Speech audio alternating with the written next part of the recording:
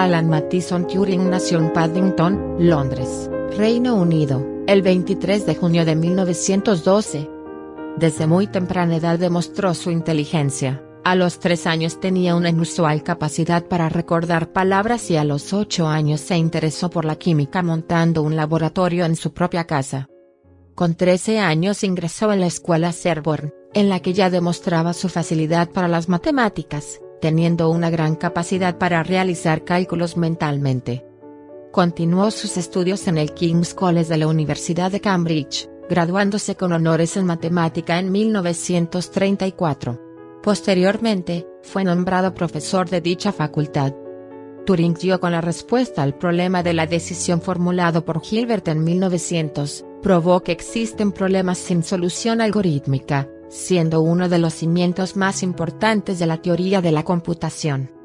En abril de 1936 formalizó el concepto de algoritmo, piedra angular de la ciencia de la computación.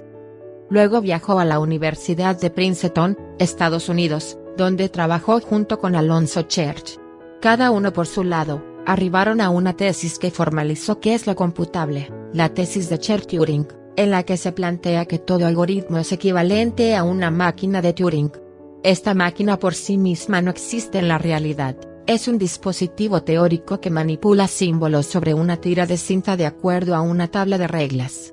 A pesar de su simplicidad, una máquina de Turing puede ser adaptada para simular la lógica de cualquier algoritmo de computador y es particularmente útil en la explicación de las funciones de la computadora. Turing obtuvo su doctorado en matemáticas en 1938. Su trabajo atrajo la atención de uno de los científicos norteamericanos más destacados de la época, John von Neumann, quien le ofreció una plaza como su asistente, pero Turing rechazó la oferta y volvió a Inglaterra, en donde vivió de una beca universitaria mientras estudiaba filosofía de las matemáticas entre 1938 y 1939. Con el comienzo de la Segunda Guerra Mundial, Turing fue reclutado por el ejército británico para descifrar los códigos emitidos por la máquina Enigma utilizada por los nazis. Aprovechando los conocimientos que tenían los polacos, quienes habían construido una máquina capaz de descifrar parcialmente a Enigma, Turing y su equipo desarrollaron su propia versión, la bomba. Pero los alemanes aumentaron la complejidad. Nadie, excepto Turing, creía posible decodificar los nuevos mensajes. Fue así que se construyó la primera computadora electrónica, llamada Colossus bajo la supervisión de Turing.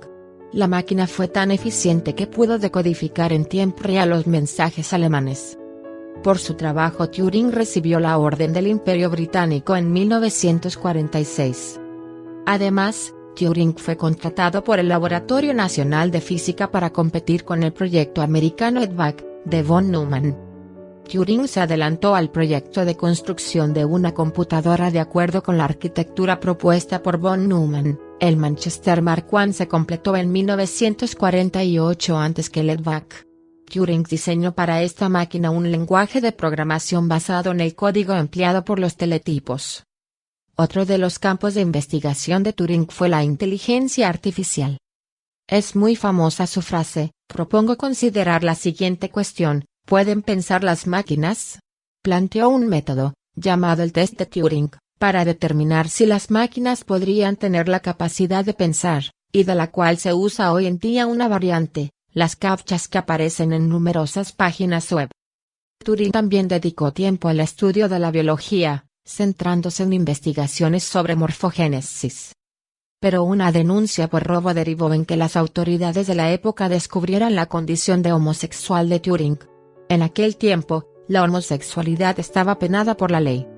Fue así que Turing fue despedido de sus trabajos y condenado. Se le dio a optar por ir a la cárcel o someterse a la castración química.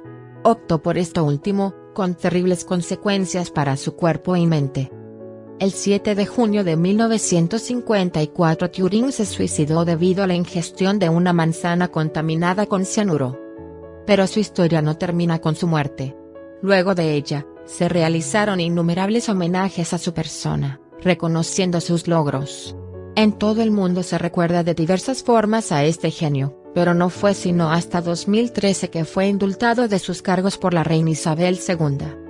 En su honor, La Association for Computing Machinery llama Premio Turing a su premio más importante, el cual se otorga desde 1966 a los expertos que han realizado las mayores contribuciones al avance de la computación. Alan Turing, el padre de la ciencia de la computación. Resumen por Alejandro Martínez González, profesor de informática.